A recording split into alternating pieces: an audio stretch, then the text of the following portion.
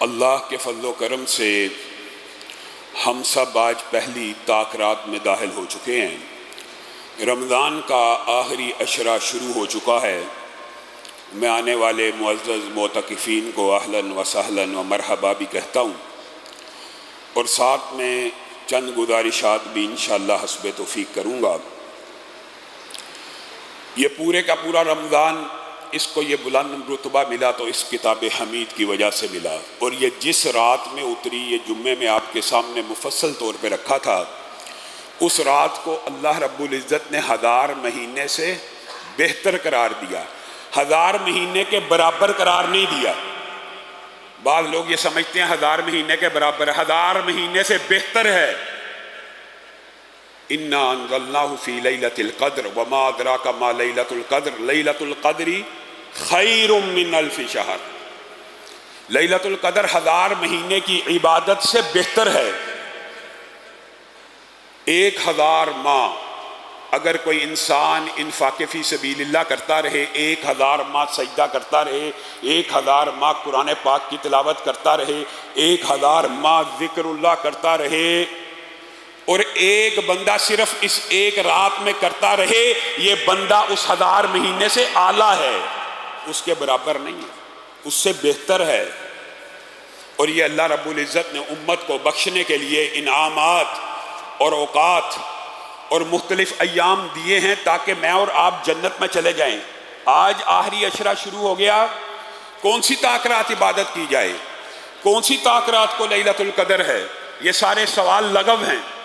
اب باقی جو 9 راتیں، 9 دن، 10 دن، 9 راتیں یا 10 راتیں باقی رہ گئی ہیں، یہ 10 کی 10 راتیں آپ نے ہر رات لیلۃ القدر سمجھ کر ہی عبادت کرنی ہے۔ تو آپ کو میں کیا، رسول اللہ صلی اللہ علیہ وسلم کی گارنٹی، آپ لیلۃ القدر کو پا گئیں۔ آپ لیلۃ القدر کو پا لیں گے اگر آپ ان 10 راتوں 9 راتوں میں اپنا ایک شیڈول بنا لیں۔ اپنا یہ جو رمضان کی بہترین عبادت ہے، اس میں سے سب سے بہتر عبادت اعتکاف ہی ہے، کیونکہ اعتکاف میں آپ نے پوری دنیا سے تعلق کاٹ کے مسجد کے اندر اللہ کے لیے اپنے آپ کو خالص کر لیا۔ لیکن بعض معتکفین، خواتین ہوں یا مرد ہوں، ان کے اوپر دکھ اور افسوس یہ ہوتا ہے، اعتکاف کرنے آئے ہیں اللہ کے لیے، اللہ کی مسجدوں میں، اور جیب میں موبائل پڑے ہیں۔ بہنوں بیٹیوں کے پاس بھی موبائل موجود ہیں۔ یہ اعتکاف یہ ہے کہ اللہ سے ڈائریکٹ کنیکشن ہو جائے، تعلق قائم ہو جائے، دنیا سے تعلق ختم ہو جائے، لیکن اس تعلق کو کاٹ کر بھی جیب میں موبائل پڑا ہے اور ہر 5-10 منٹ بعد گھر والوں سے بات ہو رہی ہے۔ یہ اعتکاف ہے؟ یہ آپ نے پھر اعتکاف کا صحیح حق ادا نہیں کیا۔ تو جو میرے بھائی بہنیں اعتکاف کرنے کے لیے آئے ہیں، سب سے پہلے اپنی ان لغویات کے اوپر بھی کنٹرول کریں۔ موبائل کا استعمال بہت کوئی ضروری ہے، ایمرجنسی کام ہو، اول تو ہونا نہیں چاہیے، آفس سے رابطہ کریں، وہ گھر والوں سے بات کریں، لیکن اگر کوئی اپنے پاس رکھنا چاہتا ہے تو اگر وہ موبائل پہ ہی بیٹھا ہوا ہے تو وہ اعتکاف کی گرد و غایت اور اعتکاف کے فلسفے کو سمجھ نہیں سکا۔ رسول اللہ صلی اللہ علیہ وسلم غار حرا میں جاتے تھے، غار حرا میں بالکل گوشہ نشین، یہ وہی سنت ہے، اور رسول اللہ نے ساری زندگی اعتکاف کی سنت کو عوام کے، امت کے سامنے رکھا۔ اور میں اور آپ اس سنت سے ایسے غافل ہیں کہ اعتکاف کے اندر رہ کے بھی لغو کام، موبائل کے اوپر چیٹنگ، موبائل کے اوپر گفتگو، یہ اعتکاف کا وہ حق نہیں ہے۔ اس کام سے ایک تو اجتناب کرنا ہے۔ دوسری بات یہ ہے کہ ہم نے آج ایک چیک لسٹ بنانی ہے، جتنے معتکفین ہیں آپ نے بھی، جتنی بہنیں بیٹی ہیں انہوں نے بھی، جو اعتکاف نہیں کر رہے وہ بھی، اور جو لوگ سن رہے ہیں وہ بھی۔ کیا چیک لسٹ بنانی ہے؟ ایک دن میں ہم نے کام کیا کیا کرنے ہیں، ایک دن میں کام کیا کیا کرنے ہیں، ہر روز کا ایک شیڈول بنائیے۔ آج کے دن اتنی دفعہ یہ پڑھنا ہے، اتنی دفعہ یہ پڑھنا ہے، اتنی دفعہ یہ پڑھنا ہے۔ انشاءاللہ اللہ کی توفیق سے وہ باتیں آپ کے سامنے رکھیں گے، لیکن چونکہ وقت مختصر ہوتا ہے، 1-2 باتیں آپ نے سمجھ لی ہیں انشاءاللہ۔ جو طاق راتوں کے دروس ہوں گے، ایک تو فوری عشاء کے بعد ہوا کرے گا، اور دوسرا پوری تراویح کے بعد ایک عالم دین مہمان آئیں گے، صرف 2 درس ہوں گے، تاکہ ہم صرف جلوس اللیل، قیام اللیل کا بھی حق ادا کریں۔ ایسا نہ ہو کہ صرف درس ہی سنتے رہیں اور قیام اللیل سے اور ذکر اذکار سے اور قرآن پاک کی تلاوت سے اور انفاق فی سبیل اللہ سے محروم رہ جائیں۔ مختصر آپ نے یہ بات سمجھنی ہے کہ اس رات میں اگر ایک بندہ 1000 روپیہ خرچ کرتا ہے تو گویا اس کے نامہ اعمال میں یہ نہیں لکھا جاتا اس نے فلاں دن فلاں رات 1000 روپیہ خرچ کرا۔ آپ کو آج کے بعد یہ بات سمجھ آ جانی چاہیے کہ اس کے نامہ اعمال میں کیا لکھا جائے گا، اس نے 1000 مہینے تک ہر روز 1000 روپیہ خرچ کیا ہے، بلکہ اس سے بھی زیادہ۔ یہ 83 سال کی جو عبادت ہے، اگر آج کل گھنٹے تبدیل ہوتے رہتے ہیں، اگر 9-10 گھنٹے کے اعتبار سے 9 گھنٹے کے اعتبار سے آج کل رات چل رہی ہے، آگے جائیں گے تو راتیں لمبی ہو جائیں گی، تو 1 گھنٹہ 9 سال سے زیادہ قیمتی ہے اس رات کا۔ میں اور آپ نے وقت ایسے ضائع کرنا ہے جیسے کوئی بڑی معمولی بات ہے۔ 1 گھنٹہ 9 سال سے 9.25 سال سے زیادہ قیمتی ہے، اور اللہ کا شکر ہے کہ ہمارا کم از کم قیام اللیل 1.5-2 گھنٹے کے برابر تو ہوتا ہی ہے، یعنی 1 گھنٹہ 9 سال سے بھی زیادہ قیمتی ہے، اور 1 منٹ 55 سے 60 دن جتنا قیمتی ہے، اور 1 سیکنڈ 24 گھنٹے 22 گھنٹے سے زیادہ قیمتی ہے۔ 1 سیکنڈ، سبحان اللہ سبحان اللہ۔ آپ نے ان 10 راتوں میں اگر صرف یہی کہہ دیا، آپ کے نامہ اعمال میں لکھ دیا جائے گا کہ آپ پورا دن ہی کہتے رہے، 1 سیکنڈ میں بھی جو عمل آپ کرتے رہیں گے۔ تو یہ 1 سیکنڈ، 1 ماہ، 1 گھنٹہ آپ نے ضائع ہرگز نہیں کرنا۔ اور کرنا کیا ہے؟ اس حوالے سے قرآن پاک کے فضائل کے حوالے سے پورا جمعہ آپ لوگوں نے سماعت فرمایا۔ اگر اس کی دباچے اور تمہید کی طرف جائیں تو رسول اللہ صلی اللہ علیہ وسلم کی ایک حدیث ہے، حضرت ابو درداء، سنن ابن ماجہ کی حدیث ہے، اس حدیث کے راوی ہیں۔ آپ یہ چند باتیں اگر آج سمجھ لے جائیں گے تو انشاءاللہ، اور اس کے اوپر عمل کرتے رہیں گے تو انشاءاللہ پوری زندگی، پوری لائف میں ان اعمال کو اگر جاری رکھیں گے تو نامہ اعمال میں حسنات کا اور نیکیوں کا اضافہ ہوتا رہے گا اور گناہ مٹتے رہیں گے۔ حضرت ابو درداء کی جو روایت ہے سنن ابن ماجہ کی، اس کے اندر رسول اللہ صلی اللہ علیہ وسلم فرماتے ہیں، میں تمہیں ایک ایسا عمل نہ بتاؤں جو تمہارے لیے بہت پاکیزہ ہے، تمہارے درجات کو بلند کرنے والا ہے، فرشتوں کے ہاں بھی بڑا اعلیٰ ہے، اور تمہارے لیے، میرے لیے اس چیز سے بہتر ہے کہ میں اور آپ سونے چاندی کے پہاڑوں کو خرچ کریں، اس چیز سے بھی بہتر ہے، اور اس چیز سے بھی بہتر ہے کہ آپ اللہ کے راستے میں نکل جائیں اور آپ دشمنوں کی گردنوں کو کاٹیں، اور اس چیز سے بھی بہتر ہے کہ دشمن آپ کی گردنوں کو کاٹ دے۔ بتائیے شہادت کتنا بڑا رتبہ ہے۔ اگر حدیث صرف یہاں تک ہوتی نا، جہاد فی سبیل اللہ پہ نکل جائے اور آپ دشمنوں کی گردنوں کو کاٹیں، اس سے بھی بہتر ہے، تو جہاد فی سبیل اللہ کا اجر و ثواب بھی آپ اس کا مطالعہ کر لینا۔ لیکن حدیث کے الفاظ ہیں کہ دشمن بھی آپ کی گردنوں کو کاٹے، اس سے بھی بہتر ہے۔ تو صحابی رسول نے رسول اللہ صلی اللہ علیہ وسلم سے پوچھا، ایسا عمل تو ہمیں ضرور بتلائیے۔ تو رسول اللہ صلی اللہ علیہ وسلم نے ایک جملہ کہا، ایک جملہ جو میرے اور آپ کے لیے کافی ہمیشہ لے رہا ہے، ذکر اللہ، اللہ کا ذکر کرنا ان تمام نیکیوں سے بڑھ کر ہے۔ اسی لیے اللہ رب العزت نے کہا ہے، فَاذْكُرُونِي أَذْكُرْكُمْ، تم میرا ذکر کرو میں تمہارا ذکر کرتا ہوں۔ اور حدیث کے الفاظ کیا ہیں کہ میں بندے کے گمان کے مطابق ہوں۔ اگر وہ میرا ذکر اپنے جی میں کرتا ہے، اپنے دل میں کرتا ہے، مجھے اپنے دل میں یاد کر رہا ہے، اپنے دل میں مجھ سے گفتگو کر رہا ہے، اپنے دل میں کلام کر رہا ہے، اپنے دل میں ذکر کر رہا ہے، تو میں رب بھی اپنے جی میں اس کو یاد کرتا ہوں۔ اور اگر وہ اپنی مجلسوں میں، اپنے یاروں دوستوں کے درمیان اور اپنی مجالس کے اندر میرا ذکر کرتا ہے تو میں اس بندے کی مجالس سے بہترین مجالس میں اس کا ذکر کرتا ہوں۔ اور اس مجلس کا ذکر بھی حدیث میں موجود ہے کہ جب کوئی قوم، اللہ کے فضل و کرم سے ساری قوم قرآن سننے کے لیے آئی ہے، ذکر پڑھنے کے لیے آئی ہے، انشاءاللہ میں اور آپ اس خوشخبری کے مصداق ہیں۔ رسول اللہ صلی اللہ علیہ وسلم نے فرمایا، جب بھی کوئی قوم، جب بھی کوئی لوگ اللہ کے گھروں میں اللہ کا ذکر کرنے کے لیے یا سننے کے لیے، مفہوم یہ ہے ذکر کرنے کے لیے اکٹھے ہوتے ہیں، تو آسمان سے فرشتوں کا نزول ہو جاتا ہے، اور فرشتے اپنی اللہ کی رحمت کا سایہ ان کے اوپر ہو جاتا ہے، اور فرشتے اپنے پروں کے ہمراہ ان کے قریب ہو جاتے ہیں اور ان کے دلوں کے اوپر اطمینان کو اور سکون کو نازل فرماتے ہیں۔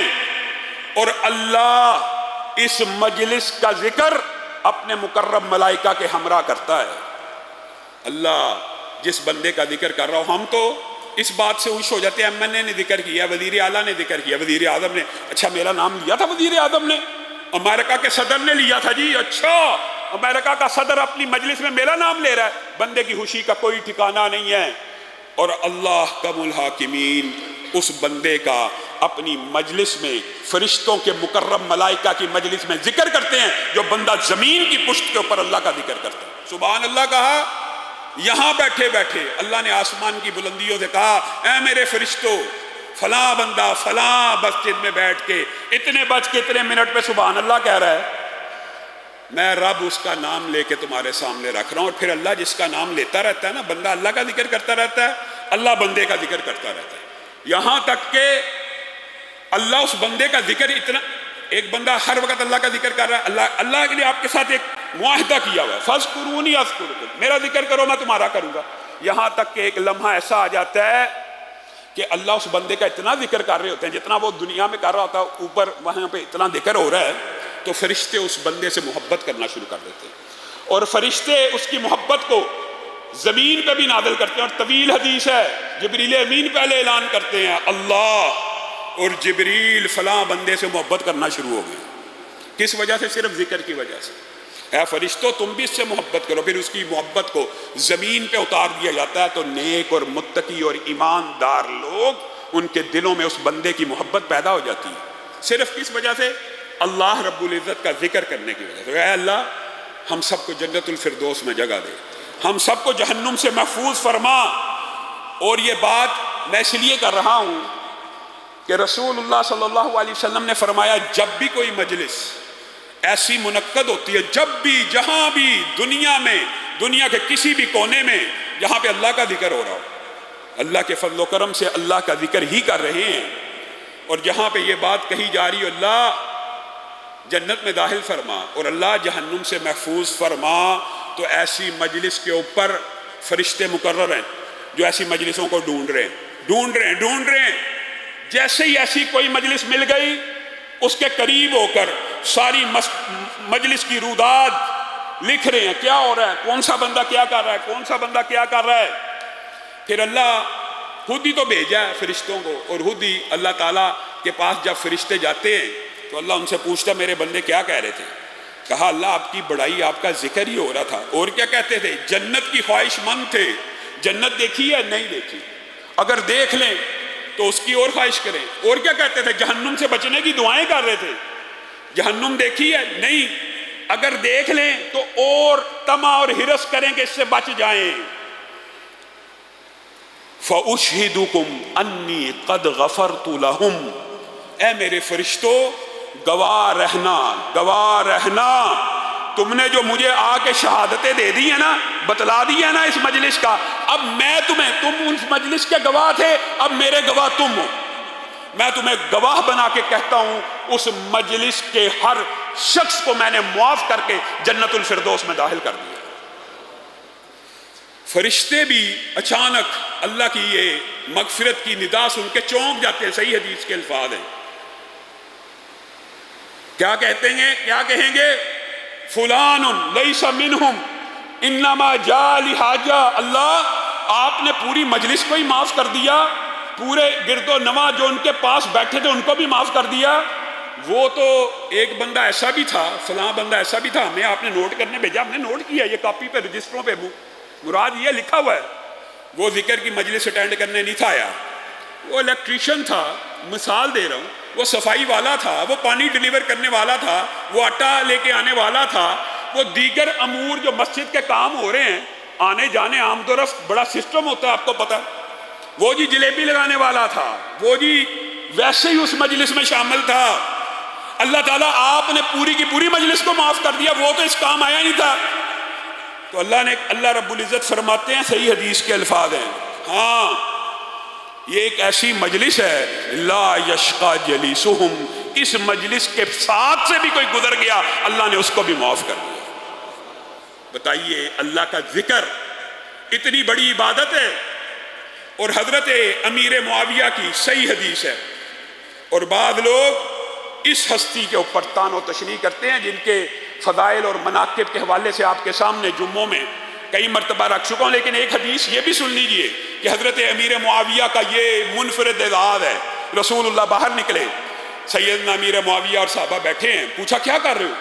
کہا اللہ ہی کا تو ذکر کر رہے ہیں، اسلام کی نعمت کا ذکر کر رہے ہیں، اللہ تعالیٰ نے ہمارے پر کتنا کرم کر دیا کہ اسلام کی نعمت سے سر قسم اٹھاتے ہو؟ جی ہاں ہم قسم اٹھاتے ہیں۔ رسول اللہ نے کہا یہ نہ سمجھنا میں تمہیں جھوٹا سمجھ کے قسم اٹھا رہا ہوں، لیکن اعجاب ہے، خوشی ہے کہ آسمان سے جبریل امین کا نزول ہوا ہے، اور جبریل امین نے مجھے آ کے کہا ہے اے محمد صلی اللہ علیہ وسلم، باہر جو مجلس بپا ہے جس میں سیدنا امیر معاویہ بھی شامل ہیں، اللہ تعالیٰ اس مجلس کے اوپر اپنے فرشتوں کے ہمراہ فخر کر رہا ہے۔ بتائیے امیر معاویہ اس مجلس میں شامل ہیں کہ نہیں؟ صحیح مسلم کی حدیث ہے، صحیح ترین حدیث ہے۔ بعض بدبخت یہ کہتے ہیں کہ یہ سیدنا امیر معاویہ جہنم کی طرف بلانے والے تھے، معاذ اللہ۔ یہ ذکر ہے جس کی وجہ سے یہ بلند مقام ملتا ہے، اور ذکر میں بے شک کوئی شک و شبہ نہیں، سب سے افضل ذکر کی حدیث لا الہ ہے، لیکن وہ لا الہ بھی اسی کتاب کے اندر موجود ہے۔ سب سے بہترین ذکر کرنے کی شے اور سب سے بہترین تعلق اور تمسک اختیار کرنے کی اگر کوئی چیز ہے تو وہ یہ قرآن پاک ہے۔ آج کے بعد انشاءاللہ جو وظائف آپ کو بتاؤں گا، اللہ نے اگر توفیق دی جتنے کے فضائل بیان ہو سکے کر دیں گے، اور جو جزوی بیان کریں گے ان کی تفصیل آنے والے دروس میں انشاءاللہ آپ کے سامنے رکھیں گے، لیکن آپ نے آج ایک شیڈول بنانا ہے۔ سب سے پہلے اپنی زندگی کے اندر سورت بقرہ کی آخری 2 آیتوں کو پکڑ لیجئے، ہر رات سونے سے قبل ان 2 آیتوں کی تلاوت، جو اعتکاف والے ہیں وہ بھی اور جو اعتکاف والے نہیں ہیں وہ بھی، جو بہنیں بیٹیاں اور جو سن رہے ہیں سب کے سب ان 2 آیتوں کو پکڑ لیں۔ یہ آسمان سے اتارے ہوئے اللہ کے نور ہیں، ایسا فرشتہ لے کے اترا جو زمین پہ پہلے کبھی نہیں اترا، اور ان 2 آیتوں کو پڑھنے کا اجر و ثواب کیا ہے کہ ایک بندہ ایک رات میں 10 پارے پڑھتا ہے، کسی دن نہیں پڑھ سکا، صرف 2 آیتیں یہ پڑھ لی تو اس کی پورے رات کے قیام کو کفایت کر دی۔ صرف 2 آیتیں اس کو شیطان کے شر سے کفایت کر گئی، اس کو جنات کے شر سے کفایت کر گئی۔ یہ 2 آیتیں آج کے بعد اپنے اوپر فرض کر لیجئے کہ آج کے بعد زندگی میں کوئی رات ایسی نہیں آئے گی کہ ان 2 آیتوں کو پڑھے بغیر ہم سوئیں گے۔ کریں گے نا انشاءاللہ؟ کتنا مشکل ہے؟ کوئی مشکل نہیں۔ اور رسول اللہ صلی اللہ علیہ وسلم نے اس کی بہت بڑی جو فضیلت بیان کی ہے وہ یہ ہے، جس گھر میں 3 دن صرف پڑھی جاتی ہیں، جس گھر میں 3 دن پڑھی جاتی ہیں وہ گھر شیطان کے اثرات سے پاک ہو جاتا ہے۔ بتائیے آپ اور میں چاہتے نہیں کہ جنات اور شیاطین ہمارے گھروں سے بھاگ جائے، تو پھر کیوں نہیں پڑھتے؟ تو جو صرف 3 دن پڑھنے سے شیاطین بھاگ جاتے ہیں، جو بندہ ساری زندگی پڑھتا ہے اللہ کے فضل و کرم سے اس کے مقابل کا شیطان کمزور ہو جاتا ہے، نیکیوں کے لیے اس کا رستہ آسان ہو جاتا ہے۔ ایک آپ نے یہ 2 آیتوں کو پکڑ کے رکھنا ہے، باقی صورتوں کے فضائل بھی بیان کریں گے، لیکن جو پوری زندگی میں اختیار کرنے آج وہ چند باتیں آپ کے سامنے رکھنا۔ پھر 29واں پارہ جس سورج سے شروع ہوتا ہے، سورہ ملک، رسول اللہ صلی اللہ علیہ وسلم نے کہا ایک بندے کی ایسی سفارش، ایسی رکاوٹ اور ایسی مغفرت، مفہوم آپ کے سامنے رکھ لو مختلف روایات کے، کہ ایک بندہ اللہ رب العزت کی بارگاہ میں پیش ہوا تو 30 آیتوں والی ایک اکیلی سورت اس کو سارے عذابوں سے بچا کر لے گئی، ایک اکیلی سورت۔ اور دیگر حدیث میں جو دیگر احادیث ہیں وہاں سے پتہ چلتا ہے وہ 30 آیتوں کی سورت کون سی ہے؟ سورہ ملک ہے، کیونکہ حضرت عبداللہ ابن مسعود کا قول ہے کہ وہ سورت جو انسان کو عذاب قبر سے بچاتی ہے وہ کون سی ہے؟ سورہ ملک۔ تو یہی وہ سورت ہے جو بندہ ہر روز رات کو پڑھے گا سونے سے قبل، عذاب قبر سے محفوظ، سفارش کر کے، لڑ کے، جھگڑ کے، اللہ میں تیرا کلام ہوں، میں تیری ہی تو صفت ہوں، مجھے ہی تو وہ پڑھا کرتا تھا، ہر روز رات کو پڑھا کرتا تھا، اب میں نے اس کو عذاب نہیں ہونے دینا، نہیں ہو سکتا یہ مجھے پڑھتا تھا، اس نے پوری زندگی مجھے پڑھا ہے، اسی لیے اس کو صورت مانعہ بھی کہتے تھے کہ رکاوٹ ڈال دینے والی عذاب کے درمیان اپنی زندگی میں اس کے اوپر مداومت کیجئے۔ یہ وظائف کوئی بڑے لمبے چوڑے نہیں ہیں، نہ وقت زیادہ لگتا، صرف ٹریننگ کی ضرورت ہے، صرف یاد کرنے کی ضرورت ہے۔ سورۃ ملک آج کے بعد ہر روز رات کو سونے سے پہلے پڑھیں گے انشاءاللہ انشاءاللہ۔ آگے چلیے، سورۃ کافرون، قل یا ایھا الکافرون، اس کے فضائل اور مناقب سے بہت سے لوگ غافل ہیں۔ اس کی ایک فضیلت بیان کروں گا اور بات کو آگے بڑھاؤں گا۔ رسول اللہ صلی اللہ علیہ وسلم نے فرمایا، اور رسول اللہ جب کسی چیز کا ثواب بیان کر دیں اس میں کسی قسم کا شک و شبہ نہیں ہے، یہ سورت 1/4 قرآن کے برابر ہے، 1/4 قرآن کے برابر۔ جو صرف 4 مرتبہ پڑھے اس کو 1 قرآن کے پڑھنے کا اجر و ثواب مل جاتا ہے۔ قل یا ایھا الکافرون کو بھی زندگی کے اندر، اس کے اندر رات کی دن کی قید نہیں ہے، لیکن اللہ کا یہ شکر ہے کم از کم ہمارے بر صغیر میں یہ چاروں کل معاشرے کے اندر اور ہمارے گھروں میں صبح و شام پڑھے جاتے ہیں۔ یہ جو قل یا ایھا الکافرون ہے، یہ آپ نے 4 دفعہ پڑھنا ہے۔ اس کو بھی بعض لوگ 3 دفعہ پڑھتے ہیں، تو 4 دفعہ پڑھنے سے پورے قرآن کا اجر و ثواب مل جائے گا۔ آگے سورت قل ھو اللہ ہے۔ قل ھو اللہ کے فضائل اتنے بے شمار ہیں کہ رسول اللہ صلی اللہ علیہ وسلم کے ایک صحابی ہر رکعت کے آخر میں قل ھو اللہ پڑھا کرتے تھے، ہر رکعت کے آخر میں قل ھو اللہ پڑھا کرتے تھے۔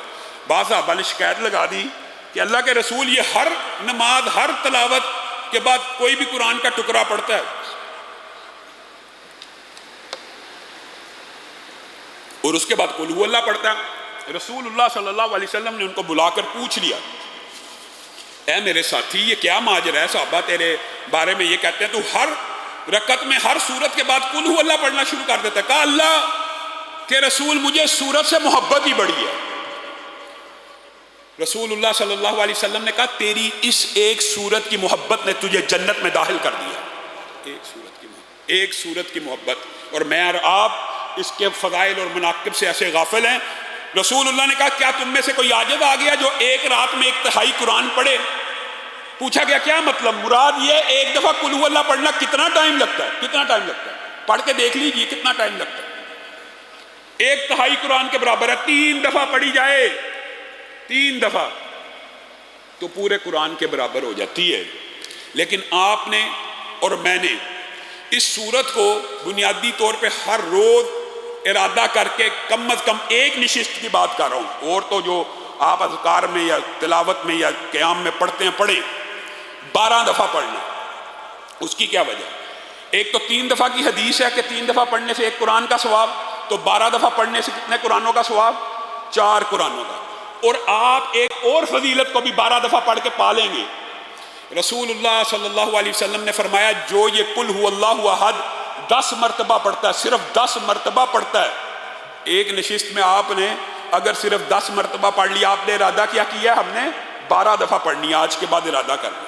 لیکن جو صرف 10 دفعہ پڑھتا ہے، رسول اللہ صلی اللہ علیہ وسلم نے فرمایا صرف 10 مرتبہ جو بندہ یہ سورت پڑھتا ہے، اللہ تعالیٰ جنت میں اس کے لیے ایک عظیم الشان محل تعمیر کر دیتے ہیں۔ بتائیے، یہ چھوٹی چھوٹی وظائف ہیں جو ثواب کے حصول کے لیے، اور اسی طرح آخری جو 2 سورتیں ہیں اس کے بھی فضائل اور مناقب جادو، جنات، حسد، نظر بد کے حوالے سے بے شمار ہیں۔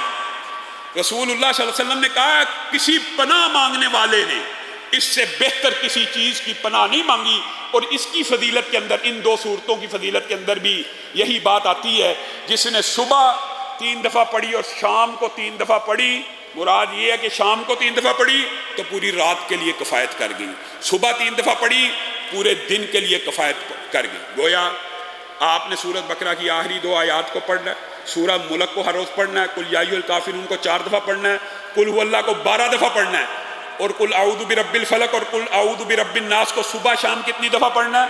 3 دفعہ۔ یہ یاد کریں اور ایک چیک لسٹ بنا لیں، اعتکاف والے بھی اور باہر والے بھی، ہر روز ٹک کیا کریں۔ گھر کے اندر بھی لوگ چارٹ بنا سکتے ہیں کہ یہ کام میں نے کر دیا، ٹک مارک، یہ کام کر دیا، ٹک مارک، یہ کام کر دیا، ٹک مارک۔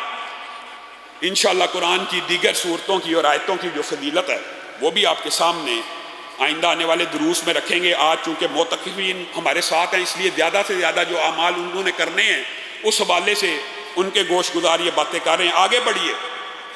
جو افضل الذکر لا الہ الا اللہ ہے، یہ جو لا الہ الا اللہ ہے یہ اتنا عظیم الشان کلمہ ہے کہ رسول اللہ صلی اللہ علیہ وسلم نے فرمایا جس کا آخری کلمہ لا الہ الا اللہ ہو گیا دخل الجنہ، وہ جنت میں داخل ہو گیا. اتنا عظیم الشان کلمہ ہے. اور یہ کلمہ جناب طلحہ بن عبید اللہ ایک دن بڑے پریشانی کے عالم میں تھے. حضرت عمر نے پوچھا کیا حضرت ابو بکر کی خلافت کے اوپر کوئی اپنے چچا زاد کی خلافت کے بارے میں پریشان پہ رہا؟ نہیں، ایک کلمہ رسول اللہ نے مجھے بتلایا تھا، کسی مجلس میں میرے دماغ سے نکل گیا کہ رسول اللہ مختلف چیزوں کے فضائل بیان کر رہے تھے، اور ایک فضیلت یہ بھی بیان کی تھی کہ ایک کلمہ ایسا ہے جو موت کے غموں کو ختم کر دیتا ہے. تو وہ کلمہ میرے دماغ سے نکل گیا، دیگر فضائل یعنی ذہن میں ہیں. تو حضرت عمر مسکرانا شروع ہو گئے اور کہا لا الہ الا اللہ سے بہتر کلمہ موت کے غموں کو دور کرنے والا کوئی نہیں ہو سکتا. مراد کیا ہے؟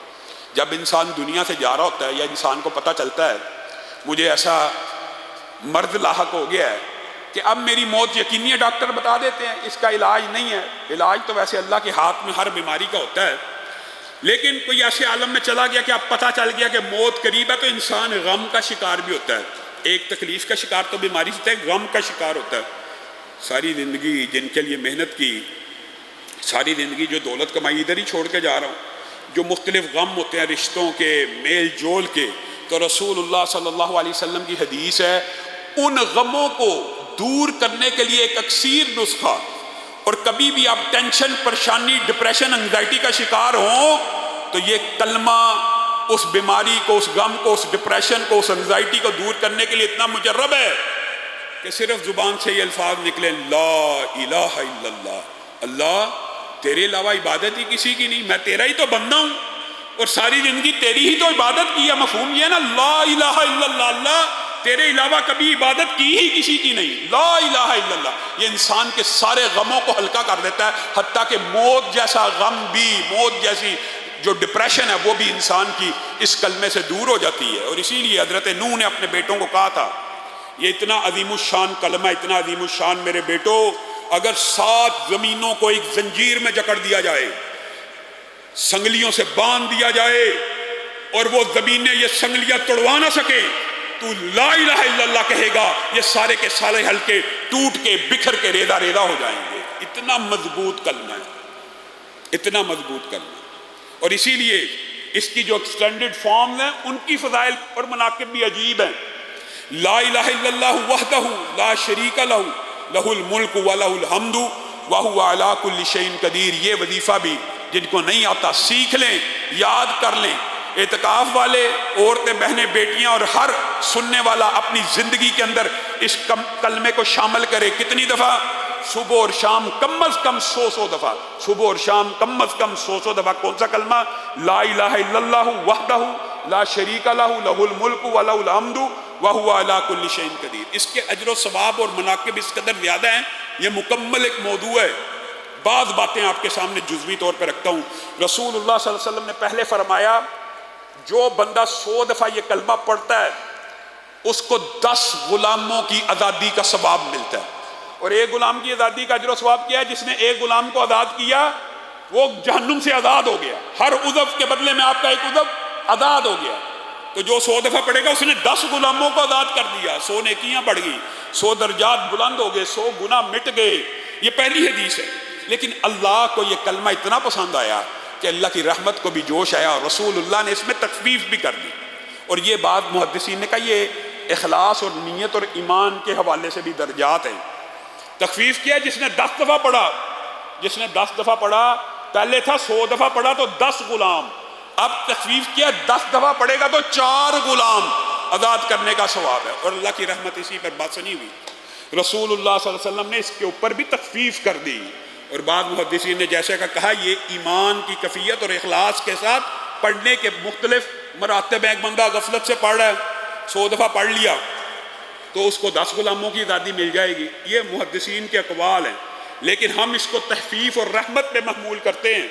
10 دفعہ پڑھنے 4 مل جائیں گے. پھر رسول اللہ نے جو تخفیف کی اللہ کے حکم پہ وہ یہ ہے جس نے 1 دفعہ ہی پڑھ لیا. کتنی دفعہ؟ صرف 1 دفعہ پڑھ لیا، اس کے لیے 1 غلام کی آزادی کی تخفیف نہیں کی.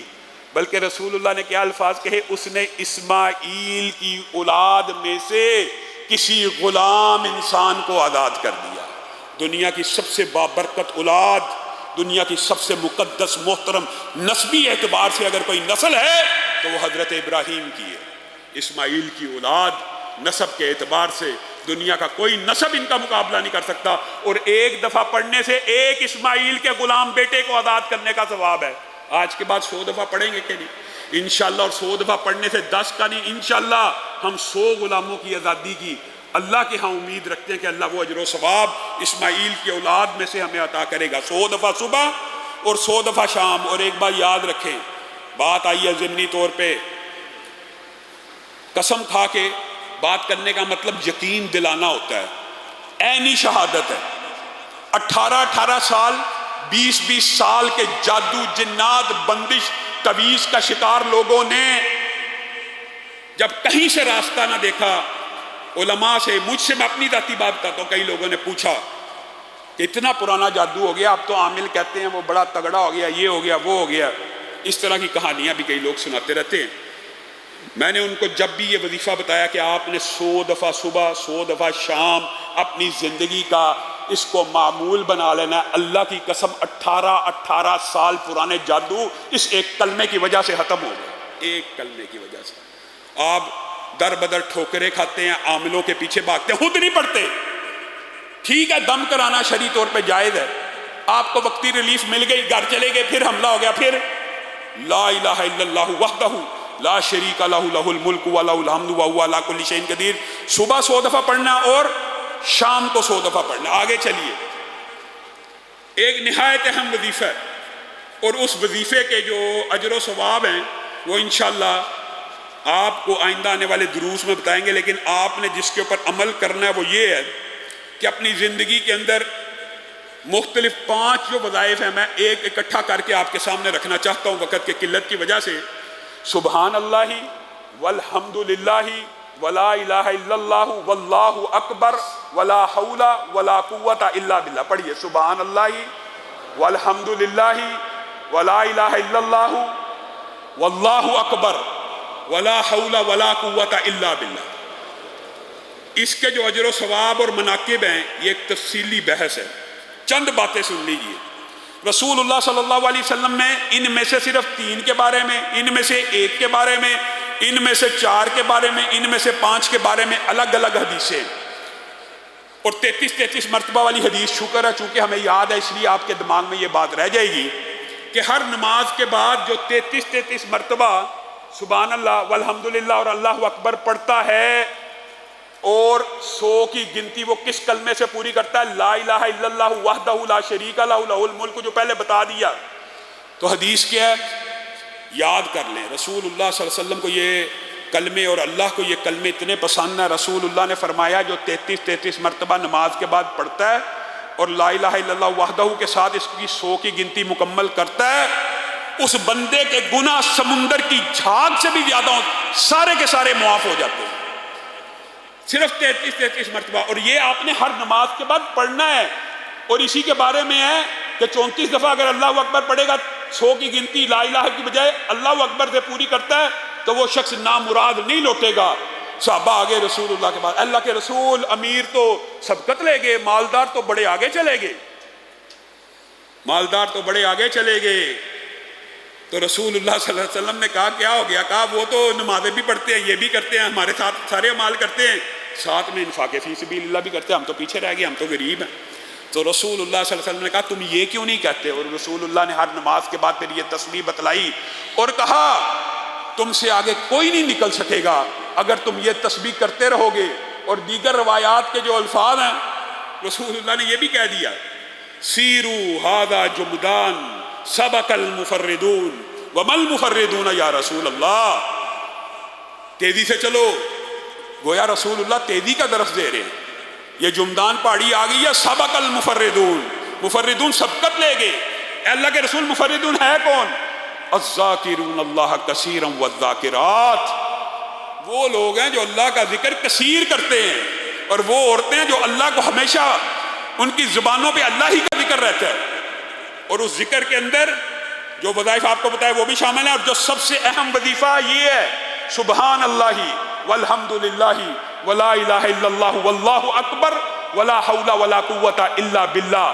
اس میں سے ہر ایک کی فضیلت آئندہ آنے والے دروس میں رکھیں گے، لیکن یہ آپ نے اپنی زندگی میں صبح اور شام 100 مرتبہ کرنا۔ جیسے لا الہ الا اللہ وحدہ لا شریک لہ کا 100 دفعہ کرنا ہے، کیوں بھائی ارادہ کرتے ہیں نا انشاءاللہ یہ وظیفہ بھی 100 دفعہ صبح اور شام کریں گے۔ آگے بڑھیے، انشاءاللہ اس کے فضائل رکھیں گے۔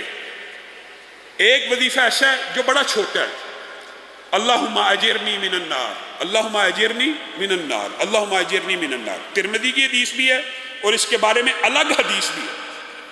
ہر روز آپ نے صبح اور شام یہ 2 دعائیں ساتھ ملا کے کرنا چاہیں ساتھ کر لیں، الگ الگ پڑھنا چاہیں الگ الگ پڑھ لیں۔ ایک اللہم اجرنی من النار اور اللہم انی اسألک الجنہ، یا اردو میں بھی پڑھ لیں، اے اللہ میں تجھ سے جنت کا سوال کرتا ہوں، اے اللہ میں تجھ سے جنت کا سوال کرتا ہوں، کم از کم 3 مرتبہ صبح اور 3 مرتبہ شام کو۔ یہ کہنے سے ہوتا کیا ہے؟ رسول اللہ صلی اللہ علیہ وسلم نے پہلی بات کی، جو بندہ یہ کلمہ کہتا ہے نا اللہم اجرنی من النار، تو اس کو جہنم کی آگ سے محفوظ کر دیا جاتا ہے، جہنم کی آگ سے محفوظ کر دیا جاتا ہے۔ شام کو پڑھے گا انسان، یا شام کو مرتا ہے یا صبح مرتا ہے، شام کو پڑھے گا صبح تک کے لیے فوت ہو جائے گا، جنت میں داخل ہو جائے گا۔ صبح کو پڑھے گا شام تک کے لیے فوت ہو جائے گا، جنت میں داخل ہو جائے گا۔ اور ترمذی کی حدیث میں جو بندہ بھی جہنم سے پناہ مانگتا ہے 3 مرتبہ نا، تو جہنم کہتی ہے اللہ اس کو میرے سے دور کر دے، جہنم کہتی ہے۔ اور جو بندہ جنت میں داخلے کے لیے 3 مرتبہ دعا کرتا ہے، جنت کہتی ہے اللہ اس کو مجھ میں ڈال دے۔ وہ جس کے اندر آپ داخلے کی خواہش مند ہیں، صرف 3 مرتبہ آپ کے اللہ اس میں ڈال دے، وہ اللہ سے سفارش کرنا شروع کرتی ہے، اللہ فلاں بندہ مجھ میں داخل ہونا چاہتا ہے، اس کو جنت میں ڈال دے۔ جہنم کہتی ہے اللہ فلاں بندہ بچنا چاہتا ہے، اس کو مجھ سے دور کر دے۔ اور پھر ایک بات، اور آیت الکرسی کے حوالے سے میں انشاءاللہ مفصل ہو سکتا ہے اللہ نے موقع دیا تو آنے والے دروس میں بات کروں گا، لیکن آیت الکرسی کا صرف ایک فضیلت جو ہے نماز کے بعد کے 33 مرتبہ کے بتائے نا، یہ بھی بات آئی ہے تو سمجھ لیجئے۔ آیت الکرسی بھی ان آیات میں شامل ہے کہ جو بندہ اگر نماز کے بعد پڑھ لے تو حدیث کے الفاظ کے اللہ کے ذمے میں آ جاتا ہے۔ اور اس کے اور جنت کے درمیان کس چیز کا فرق ہوتا ہے؟ موت کا۔ اللہ کا شکر ہے رسول اللہ کے فرمان ہمیں یاد ہونا شروع ہو گئے ہیں۔ ہر روز 5 نمازوں کے بعد آیت الکرسی پڑھنی ہے، اور اس کے علاوہ بھی صبح اور شام آیت الکرسی پڑھنی ہے۔ اس کے جو فضائل و مناقب ہے آگے جا کے رکھیں گے، یعنی 5 نمازوں کے ساتھ پڑھنی ہے، اور ایک صبح و شام کم از کم پڑھنی ہے، یعنی ایک دن میں 7 مرتبہ آیت الکرسی بھی پڑھنی ہے۔ آپ اللہ کے ذمے میں بھی ہیں، اور آپ کسی بھی وقت مر جائیں آپ کے کوئی حساب کتاب، کوئی عذاب قبر نہیں، صرف جنت کے اور آپ کے درمیان کس کا فاصلہ ہوگا؟ موت کا۔ یہاں مرے یہاں جنت میں داخل ہوگے۔ یہ اعزاز تو شہید کو حاصل تھا، یہ تو اجر و ثواب صرف شہید کے لیے تھا نہیں، جس نے آیت الکرسی کو پکڑ لیا یہ اجر و ثواب اس کے لیے بھی ہے۔ اسی طرح آگے چلیے، رضیت باللہ ربا وبالاسلام دینا وبمحمد نبیا، یہ صبح اور شام کتنی دفعہ پڑھنا ہے؟ 3 دفعہ۔ رسول اللہ صلی اللہ علیہ وسلم نے کہا جو بندہ ایمان اور یقین کے ساتھ یہ کلمہ 3 دفعہ پڑھتا ہے اللہ اس کو جنت الفردوس میں داخل کر دیتے ہیں۔ اور اللہ کے ذمے ہے کہ کل قیامت کے دن اللہ اس بندے سے راضی ہو جائیں گے۔ وظائف اور بھی ہیں بہت سے حفاظت کے، وہ انشاءاللہ کل پرسوں بیان کریں گے، لیکن ایک جو فضیلت کے اور ثواب کے اعتبار سے ہے وہ رکھ کے اپنی بات کو ختم کریں گے۔ میرے بھائیوں انشاءاللہ دوسرے جو خطیب ہیں مولانا آصف ربانی صاحب وہ تراویحوں کے بعد آئیں گے۔ آپ احباب نے یہ بھی خصوصی اہتمام کرنا ہے کہ جو ہمارے مہمان آئیں ان کا اکرام کرتے ہوئے ان کی بھی گفتگو سنا کریں۔ میری تو گفتگو آپ پورے سال سنتے ہی رہتے ہیں، تو جو مہمان آئیں ان کی وجہ سے کچھ دیر ٹھہر کے بھی، معتکفین تو بیچارے چلو آج لاک اینڈ کی ہو گیا، ان کو تو سننا پڑے گئی، تو آپ ساتھی بھی جو مہمان آئیں ان کا اکرام کیا کریں، ان کی گفتگو سن کے جایا کریں۔ اسی طرح انشاءاللہ کوشش کریں گے کہ ملک کے جو مایہ ناز اور جید قرہ ہیں وہ یہاں پہ آ کے وطر کا اور آخری 2 رکعتوں کا قیام کریں۔ انشاءاللہ آج قاری عبداللہ صاحب آئیں گے، اور یقین کریں آپ ان کے پیچھے صرف ایک دفعہ یہ سوچیں نا آنکھیں بند کر کے، تو آپ کو ایسا لگے گا کہ آپ حرم میں کھڑے ہیں۔ انشاءاللہ آج کا وطر وہ پڑھائیں گے۔ آخری جو وظیفہ آپ کے سامنے رکھنا چاہتا ہوں، جس کو آپ نے اپنی زندگی میں 10 مرتبہ کم از کم کرنا ہے، وہ درود پاک کا وظیفہ۔ کیونکہ اللہ اور اس کے فرشتے رسول اللہ پہ درود بھیجتے، اللہ اور اس کے فرشتے رسول اللہ پہ درود بھیجتے۔ آسمان کا رب، اونچائی والے فرشتے اس ہستی کے اوپر درود بھیجتے ہیں۔ اے ایمان والو، تم بھی اس کے اوپر درود بھیجو۔ تم تو پستیوں میں رہنے والے ہو، تم تو زمین پہ رہنے والے ہو، لیکن تم بلند ہو جاؤ گے اگر اللہ کے رسول کے اوپر درود بھیجتے رہو گے۔ کیوں؟ جو ایک مرتبہ بھیجے گا اللہ اس کے اوپر 10 مرتبہ درود بھیجے گا۔ ایک مرتبہ درود، اور بعض روایات میں 70 مرتبہ کے الفاظ بھی شامل ہیں، 10 مرتبہ۔ اور رسول اللہ کی یہ حدیث ہم بھول گئے، رسول اللہ نے کہا تھا جس نے ہر روز 10 مرتبہ مجھ پہ درود بھیجا، میں محمد صلی اللہ علیہ وسلم، مفہوم یہ ہے، ایک بات یہ کہی کہ کل قیامت کے دن اس کی سفارش ضرور کروں گا۔ اور اس کا مفہوم محدثین نے کتنا خوبصورت لکھا ہے کہ رسول اللہ اس کو قیامت کے دن بھولیں گے نہیں۔ جس بندے نے 10 دفعہ درود دنیا میں بھیجا، یہ درود رسول اللہ کی بارگاہ میں پہنچا دیا جاتا ہے، پیش کر دیا جاتا ہے۔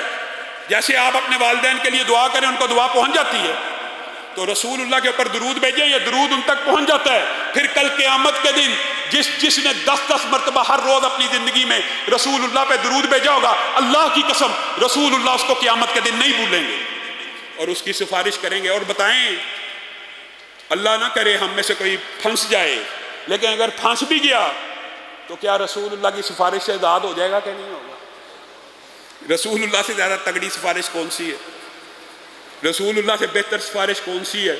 اسی لیے رسول اللہ نے کہا تھا جو جنت میں میرے قریب جتنا ہونا چاہتا مجھ پہ کثرت سے درود بھیجے۔ اور بندہ درود بھیجتا رہتا ہے، اللہ اس پہ درود بھیجتا رہتا ہے، پھر بندے کی مرضی ہے کب تک اللہ کا درود چاہتا ہے یا نہیں۔ اور ایک بات ضمنی طور پہ کہہ کے اپنی بات کو ختم کروں گا، بہت سے واقعات ہمارے دوستوں کے، ہمارے احباب کے اس بات کے اوپر نشاندہی کرتے ہیں کہ جو بندہ چاہتا ہے کہ رسول اللہ صلی اللہ علیہ وسلم کی زیارت اسے خواب میں ہو جائے، وہ کثرت سے درود پڑھے تو اللہ کے فضل و کرم سے رسول اللہ کی زیارت مل جاتی ہے۔ اور ڈاکٹر حماد لکھوی صاحب نے اپنا عمرے کا یہ واقعہ خود بیان کیا کہ میں جب مدینے پہنچا، مدینہ کا سفر کر رہا تھا، تو میرے ذہن میں آیا کہ بہت سے لوگ اعمال کا، ذکر اذکار کا، اللہ رب العزت کے سامنے اپنی نیکیوں کا واسطہ دیں گے، میں کون سا تحفہ رسول اللہ کی بارگاہ میں پیش کروں؟ تو میرے ذہن میں ایک ہی چیز آئی، میں درود پڑھتا رہوں۔ میں نے درود پڑھنا شروع کیا، جتنے دن مدینے میں رہا درود ہی پڑھتا گیا۔ تو ایک رات رسول اللہ کی خواب میں زیارت ہو گئی اور انہوں نے مجھے کہا، حماد لکھوی صاحب آپ کا تحفہ ہم نے قبول کر لیا ہے۔ بتائیے، یہ درود پاک کی برکت ہے، اور درود پاک کثرت سے پڑھنے کی وجہ سے انسان غموں سے، انسان پریشانیوں سے، انسان ڈپریشن سے دور ہو جاتا ہے۔ ابی ابن کعب کو یہی کہا تھا نا، بڑھا لے، کتنا؟ 1/3 اور کر لے، تیری مرضی، اور کر لے۔ اللہ کے رسول، پھر میں اپنے ذکر کے سارے اوقات کے اندر صرف درود ہی پڑھ لوں گا؟ تو رسول اللہ نے کیا کہا تھا؟ پھر یہ درود اکیلا ہی تیرے سارے کے سارے معاملات کو سیدھا کر جائے گا، تیرے لیے کفایت کر جائے گا، تیری پریشانیوں اور غموں کو دور کر دے گا۔ اور جو بندہ درود پڑھ کے اللہ سے مانگتا ہے، اللہ رب العزت اس کی ہر دعا کو سنتے ہیں۔ اللہ رب العزت جو کہا گیا، جو سنا گیا، اس کو سمجھنے کی، اس کے اوپر عمل پیرا ہونے کی توفیق عنایت فرمائیے۔ کم از کم جو وظائف آج بتائے ہیں ان کے اوپر عمل شروع کریں، انشاءاللہ آئندہ آنے والے دروس میں چند مزید وظائف آپ کے گوش گزار کریں گے۔